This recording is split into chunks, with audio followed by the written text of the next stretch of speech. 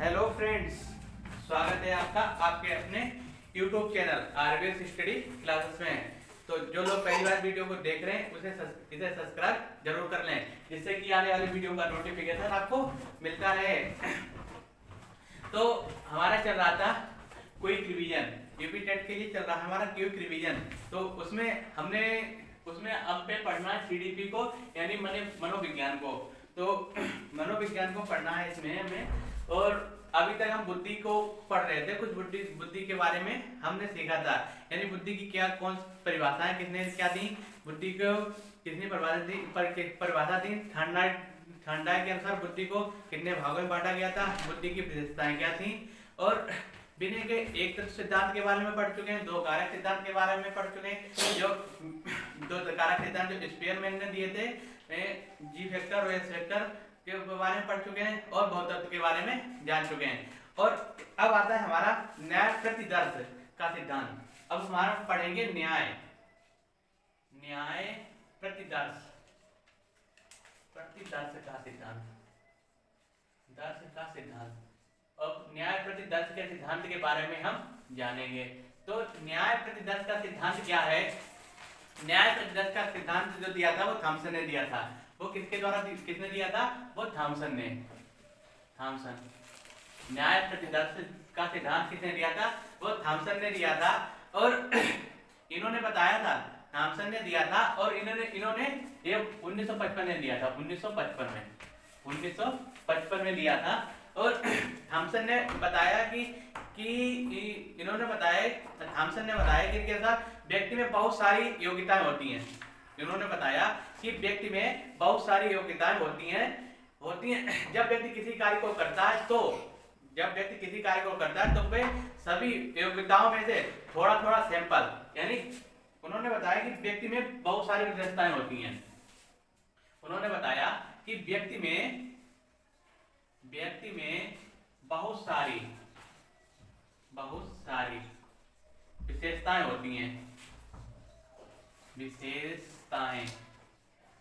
विशेषताएं होती हैं। बहुत सारी विशेषताएं होती हैं।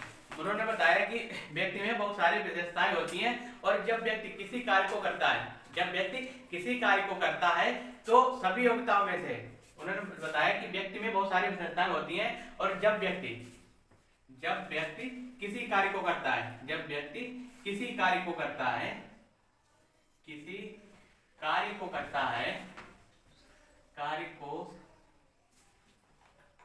है तो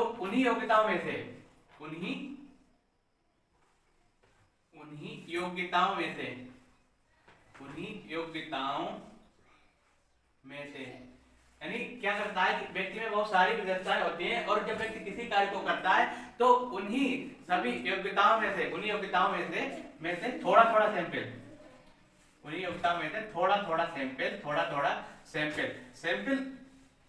सैंपल का मतलब है प्रतिदर्श। सैंपल मतलब प्रतिदर्श, यानी उन्हें थोड़ा सैंपल लेता है, जिससे नई बुद्धि का निर्माण होता है। उनके थोड़ा सैंपल लेता है जिससे नई बुद्धि का निर्माण होता है, जिससे नई बुद्धि का निर्माण होता है।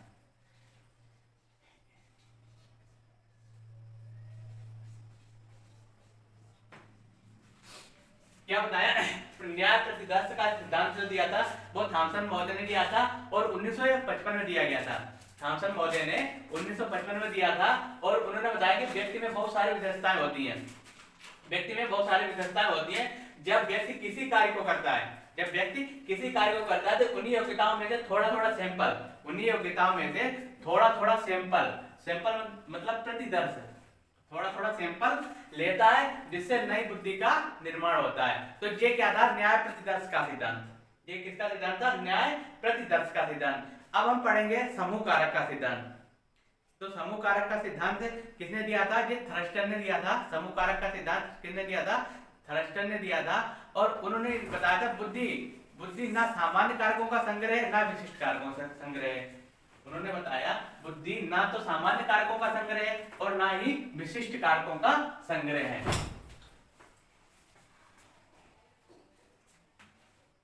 समूह कारक का सिद्धांत। अब हम पढ़ेंगे समूह कारक का सिद्धांत। तो समूह कारक का सिद्धांत किसने दिया था? थर्स्टन ने। समूह कारक का सिद्धांत किसने दिया था? थर्स्टन ने दिया था। और उन्होंने बताया कि बुद्धि जो है, बुद्धि ना सामान्य कारकों का संग्रह है और ना ही विशिष्ट कारकों का संग्रह है।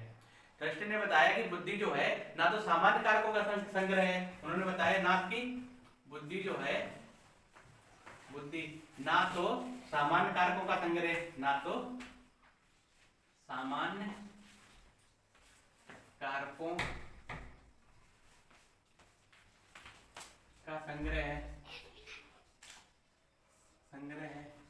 और ना ही विशिष्ट कारकों का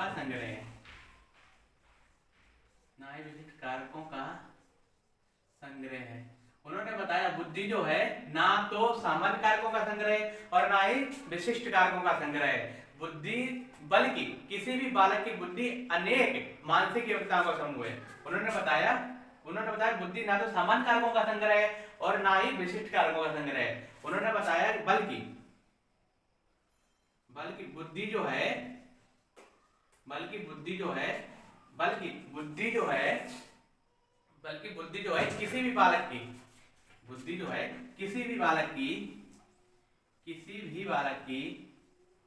किसी भी बालक की मानसिक योग्यताओं का समूह है। मानसिक योग्यताओं का समूह है। यानी क्या है? मानसिक योग्यताओं का समूह है।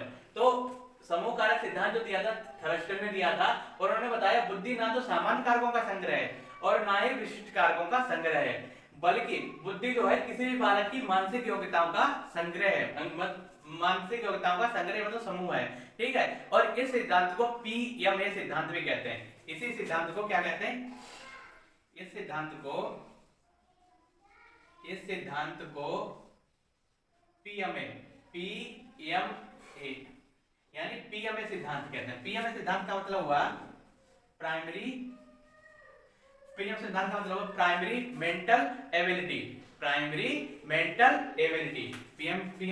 पीएमआई का क्या मतलब हुआ? प्राइमरी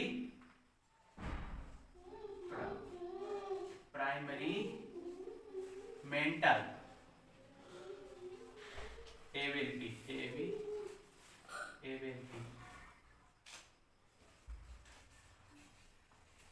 यानी प्राइमरी मेंटल एबिलिटी।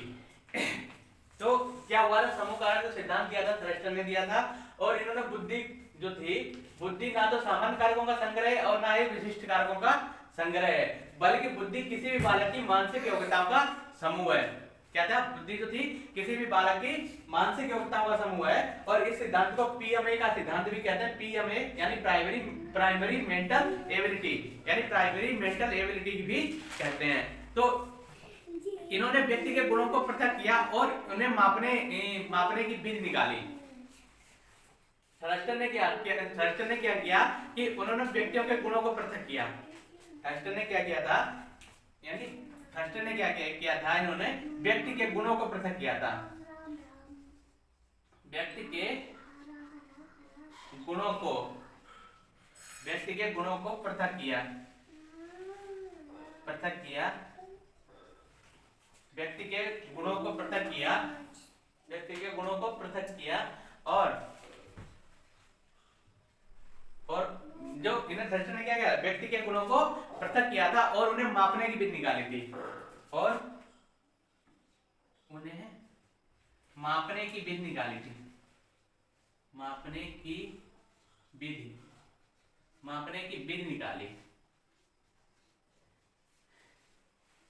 थर्स्टन ने क्या किया था? व्यक्ति के गुणों को पृथक किया था। व्यक्ति के गुणों को पृथक किया था और उसे उनके मापने की विधि निकाली थी। जिसे खंड विश्लेषण विधि कहते हैं। क्या कहते हैं? जिसे खंड विश्लेषण खंड विश्लेषण विधि कहते हैं। यानी थर्स्टन ने क्या किया था, थर्स्टन ने क्या किया था, व्यक्तियों के गुणों को पृथक किया और उन्हें मापने की व्यक्तियों के गुणों को पृथक किया और उन्हें मापने की विधि निकाली, जिसे खंड विश्लेषण विधि कहते हैं। जिसे क्या कहते हैं, खंड विश्लेषण विधि कहते हैं। तो थर्स्टन के अनुसार प्रारंभिक जो मानसिक योग्यता थी वो 7 प्रकार की थी। थर्स्टन के अनुसार प्रारंभिक जो मानसिक योग्यता थी वो 7 प्रकार की थी। तो पूछा जाता है क्योंकि थर्स्टन के अनुसार जो प्रारंभिक मानसिक योग्यता थी वो कितने प्रकार की थी। तो मानसिक योग्यता थी वो कितने प्रकार की थी। तो थर्स्टन के अनुसार मानसिक योग्यता 7 प्रकार की थी। तो थर्स्टन ने क्या किया था, थर्स्टन ने जो मानसिक योग्यता को 7 प्रकारों में बांट दिया था। थर्स्टन ने क्या किया, मानसिक योग्यता को 7 प्रकारों में बांट दिया था। उन्होंने जैसे व्यक्ति के जो गुण थे उन्हें पृथक कर दिया था, व्यक्ति के गुणों को पृथक कर लिया था, उन्हें मापने की विधि निकाली थी, जिसे खंड विश्लेषण विधि कहा जाता है। और थर्स्टन के अनुसार जो प्रारंभिक मानसिक योग्यता थी, जो थर्स्टन के अनुसार प्रारंभिक मानसिक योग्यता थी वो 7 प्रकार की थी। 7 प्रकार मानसिक योग्यता, प्रारंभिक मानसिक योग्यता 7 प्रकार की थी। तो जिसमें था वाचिक बोध, संख्यात्मक योग्यताएं, देशिक संबंध, प्रत्यक्षिक संबंध, शब्द प्रभाव, स्मृति और आगानात्मक तर्कना।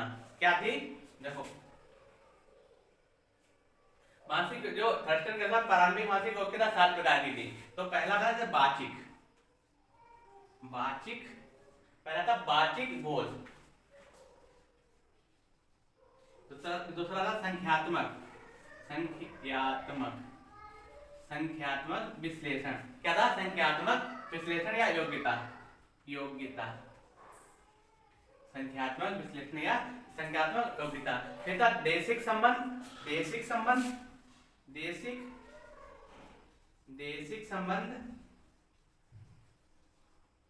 देशिक संबंध और फिर आता है प्रत्याक्षिक संबंध। प्रत्याक्षिक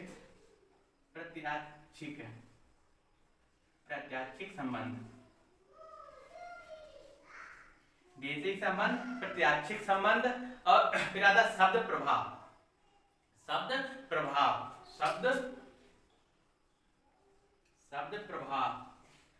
फिर आता स्मृति, शब्द प्रभाव, स्मृति, फिर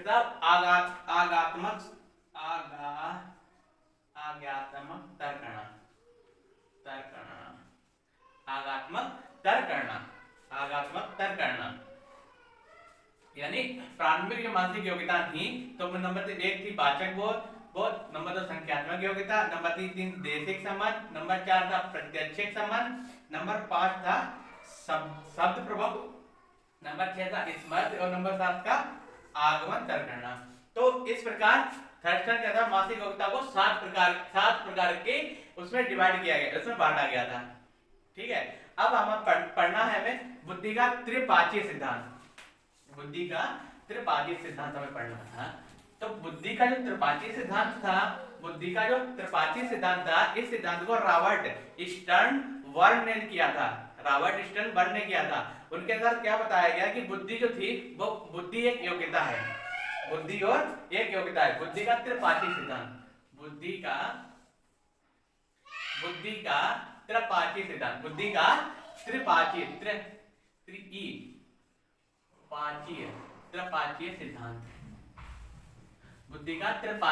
सिद्धांत, तो उन्होंने क्या बताया, बुद्धि का त्रिपाठी सिद्धांत ये किसने प्रतिपादित किया था, रॉबर्ट स्टर्न रॉबर्ट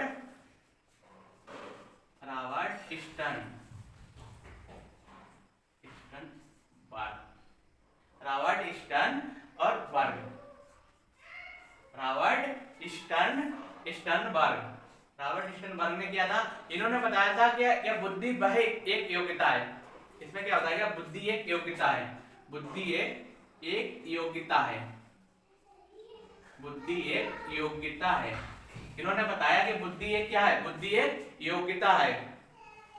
जिसमें व्यक्ति अपने पर्यावरण के प्रति अनुकूलित होता है। यानी उन्होंने बताया कि बुद्धि एक योग्यता है, बुद्धि एक योग्यता है जिसमें मनुष्य जो है, जिसमें व्यक्ति अपने पर्यावरण के प्रति अनुकूल होता है, जिससे व्यक्ति अपने पर्यावरण के प्रति पर्यावरण के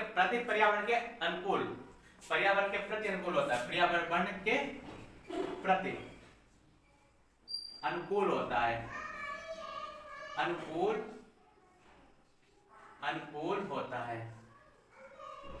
यानी बुद्धि एक योग्यता है जिससे व्यक्ति अपने पर्यावरण के प्रति अनुकूल होता है तथा अपने समय व संस्कृति के उद्देश्य की पूर्ति हेतु क्या करता है, तथा अपने समय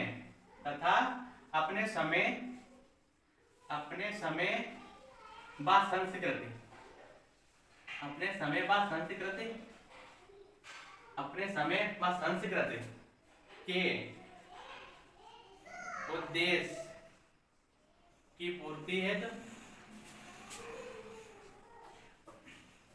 जिससे वे अपने समय व संस्कृति की उद्देश्य की पूर्ति हेतु पर्यावरण के कुछ पक्षों का चयन करता है। उद्देश्य की पूर्ति हेतु पर्यावरण के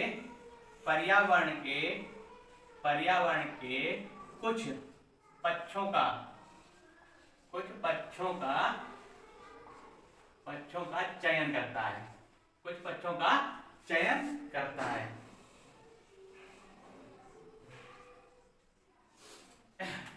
है, तो और उन्हें परिवर्तित करता है। यानी चयन करता है और उन्हें परिवर्तित करता है, उन्हें परिवर्तित करता है, और उन्हें क्या करता है, और उन्हें परिवर्तित करता है। तो क्या बताया था, एक बुद्धि का जो त्रिपाठी सिद्धांत था वो रॉबर्ट स्टर्नबर्ग के द्वारा दिया गया था। इन्होंने बताया कि बुद्धि एक योग्यता है जिससे व्यक्ति अपने पर्यावरण के प्रति अनुकूल होता है तथा अपने समय व संस्कृति के उद्देश्य की पूर्ति पर्यावरण के कुछ पक्षों यानी पर्यावरण के कुछ पक्षों का चयन करता है, पर्यावरण के कुछ पक्षों का चयन करता है जिससे वह उन्हें परिवर्तित करता है। यानी जो पक्षों का चयन करता है जिससे कि उन्हें वो परिवर्तित करता है। ठीक है, तो ये तो था बुद्धि का त्रिपाठी सिद्धांत, और इन्होंने बुद्धि को 3 घटक दिए। एक घटकीय बुद्धि, घटकी या विश्लेषणात्मक बुद्धि, दूसरी थी अनुभाविक या सृजनात्मक बुद्धि, और तीसरी थी व्यवहारिक या संदर्भात्मक बुद्धि, व्यवहारिक व संदर्भात्मक बुद्धि। तो इन्होंने बताया था जो इन्होंने बुद्धि को 3 घटक दिए।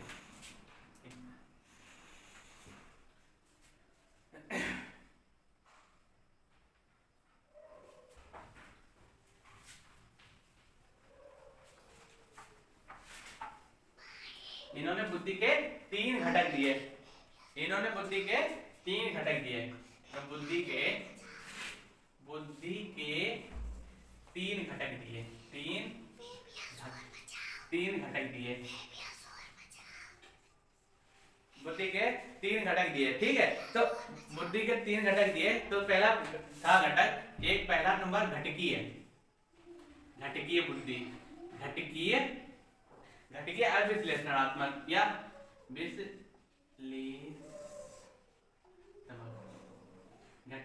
विश्लेषणात्मक बुद्धि, विश्लेषणात्मक बुद्धि। तो उन्होंने बताया कि इस ज्ञान के अंतर्गत व्यक्ति किसी समस्या, तो पहले थी हमारी घटकीय या विश्लेषणात्मक बुद्धि। तो घटकीय और विश्लेषणात्मक बुद्धि क्या थी, इस बुद्धि में क्या होता है, इस ज्ञान के अंतर्गत व्यक्ति किसी समस्या के लिए समाधान के लिए सूचनाओं का विश्लेषण करता है। तो इसमें क्या बताता है, किसी समस्या के समाधान के लिए, इसमें क्या था, समस्या के समाधान के लिए विश्लेषण करता है, समस्या के समाधान के लिए समस्या के समाधान के लिए विश्लेषण करता है। तो विश्लेषण करता है, समस्या के समाधान के लिए विश्लेषण करता है, विश्लेषण करता है। तो इसके भी तीन घटक बताए। घटकी जो विश्लेषण था, इसके भी तीन घटक हैं। एक घटक था ज्ञानार्जन, ज्ञानार्जन घटक। ठीक है, तो ज्ञानार्जन घटक में क्या होता है कि इस घटक के द्वारा व्यक्ति अधिगम करता है। ज्ञानार्जन जो घटक है, इसके द्वारा क्या करता है, व्यक्ति अधिगम करता है। व्यक्ति क्या करता है, व्यक्ति अधिगम करता है। व्यक्ति क्या करता है, अधिगम करता है। व्यक्ति क्या करता है, अधिगम करता है। फिर आती है अधिघटक, फिर आता है हमारा अधिघटक। तो अधिघटक में क्या होता है, अधिघटक में क्या होता है, इस घटक के अंदर व्यक्ति क्या करता है, योजना बनाता है। इसमें क्या करता है, व्यक्ति अपनी योजना बनाता है। योजना किसके बारे में, जो समस्या है, समस्या के समाधान की यहाँ पर विश्लेषण हो रहा है। और समस्या के समाधान का विश्लेषण इसके तीन टाइप से शुरुआत होती है। पहले क्या करता है, जो व्यक्ति का अधिगम करता है, उस समस्या के बारे में अधिगम समस्या के व्यक्ति क्या करता है, समस्या के बारे में अधिगम करता है। फिर क्या करता है, उसकी व्यक्ति क्या करता है, योजना बनाता है। व्यक्ति क्या करता है, योजना बनाता है। योजना बनाना, व्यक्ति क्या करता है, योजना बनाता है। व्यक्ति योजना बनाता है। तो और फिर क्या करता है, निष्पादन घटक। फिर क्या हमारा क्या, निष्पादन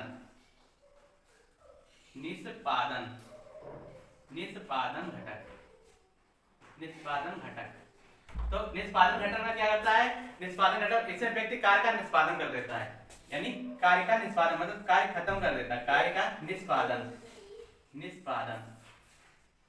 यानी क्या था, घटकी विश्लेषण में क्या करता है, समस्या के समाधान का विश्लेषण करता है। और ये मतलब इसके तीन योजना बनाता है। मतलब ज्ञानार्जन घटक, व्यक्ति अधिगम करता है, उसके मतलब उनके बारे में सोचता है, मतलब समस्या के बारे में उसको अर्जित करता है, ज्ञान अर्जित करता है। अधिघटक फिर उसकी योजना बनाता है। और निष्पादन घटक में फिर कार्य को शुरू करता है, उस समस्या को सुलझाना शुरू करता है। फिर आता है अनुभाविक बुद्धि।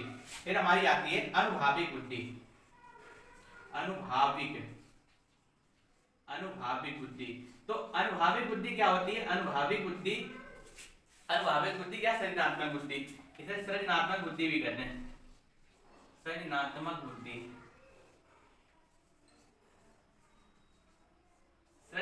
बुद्धि। तो अनुभाविक बुद्धि या सृजनात्मक बुद्धि, तो इस बुद्धि में व्यक्ति किसी नई समस्या के समाधान के लिए, इसमें क्या करता है, बुद्धि जो व्यक्ति क्या करता है, किसी नई समस्या के समाधान में तो अपनी पूर्व अनुभवों का सृजन, इसमें क्या करता है, किसी समस्या के, ठीक है, समस्या के समाधान के लिए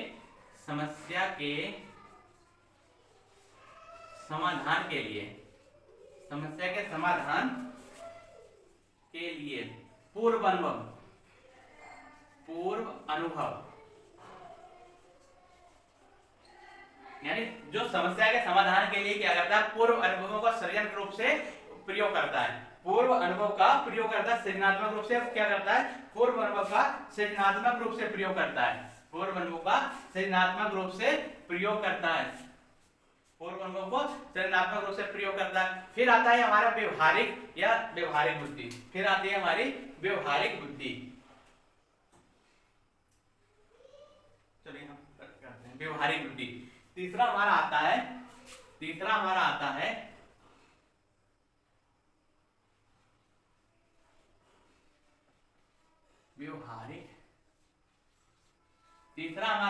व्यवहारिक बुद्धि।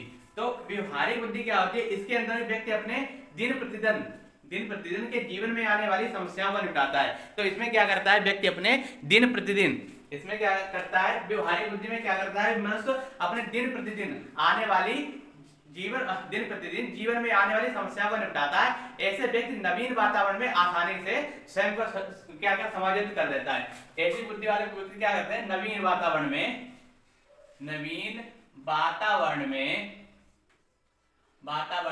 अपने को समायोजित कर लेता है। अपने को समायोजित कर लेता है। समायोजित कर लेता है। तो इसमें क्या होता है, व्यवहारिक बुद्धि में क्या होता है कि इसके अंदर व्यक्ति अपने अपने दिन प्रतिदिन के जीवन में आने वाली समस्या से निपटाता है और ऐसे व्यक्ति नवीन वातावरण में आसानी से स्वयं को समायोजित कर लेते हैं, नवीन वातावरण में अपने को समायोजित कर लेते हैं। तो ये तो था हमारा बुद्धि का त्रिपादी सिद्धांत जो रॉबर्ट स्टर्नबर्ग द्वारा व्याख्यात किया गया था। अब आता है हमारा गार्डन का बहुबुद्धि सिद्धांत, इसे हम नेक्स्ट वीडियो में देखेंगे। नेक्स्ट वीडियो में इसका हम क्या करेंगे, रिवीजन करेंगे। तो तब तक के लिए आप चैनल पर बने रहिए और इसके द्वारा दिए जा रहे वीडियो को आप लोग इसका लाभ उठाते रहिए। तो वीडियो को अधिक से अधिक शेयर भी कर दिया करो, वीडियो को लाइक भी कर दिया करो, वीडियो को शेयर भी कर दिया करो, क्योंकि एक वीडियो बनाने में बहुत मेहनत लगती है और इस मेहनत का खाली आपको एक ही वोट करना है कि इसे शेयर और लाइक कर दिया करो, ठीक है। जिससे कि हमें आपके जो शेयर लाइक से हमें क्या होता है कि हमें अब पढ़ाने की और ऊर्जा मिलती है, जिससे कि हम बेहतर से बेहतर और सरल तरीके से आपको पढ़ा सकें, जिससे कि आपको जो पढ़ाया जाए उसे आपके दिमाग में ऐसे फिट कर दें जिससे कि आप जिसे कभी ना भूल पाओ। और पेपरों में अगर आपके इस टाइप के कोई भी क्वेश्चन आ जाए, जो भी हम पढ़ाते हैं उस टाइम में अगर कोई क्वेश्चन आ जाए तो वो उसे आप बिल्कुल सही तरीके से कर लो। तो इसी के साथ आज का जो लेक्चर था मनोविज्ञान का, सीडीपी का, बुद्धि का, तो उसे हम यहीं पर रोकते हैं और आगे हम इसके आगे पढ़ेंगे गार्डन की बहुबुद्धि सिद्धांत क्या था और गार्डन ने जो बुद्धि को कितने 9 प्रकार की बुद्धि को बताया था, तो उसे हम पढ़ेंगे और पढ़ेंगे गिलफ्रॉयड का त्रिआयामी सिद्धांत। तो इसे क्या करेंगे, तीनों को एक ही वीडियो में, थोड़ा लंबा हो जाएगा वीडियो समझाते हुए, लेकिन इसे एक ही वीडियो में तीनों इनको कवर करेंगे। तो तब तक के लिए आप चैनल पर बने रहिए और चैनल को इसे जो शेयर कर दिया करो और अपने दोस्तों को इसे सब्सक्राइब भी करा दिया करो, ठीक है। Thank you.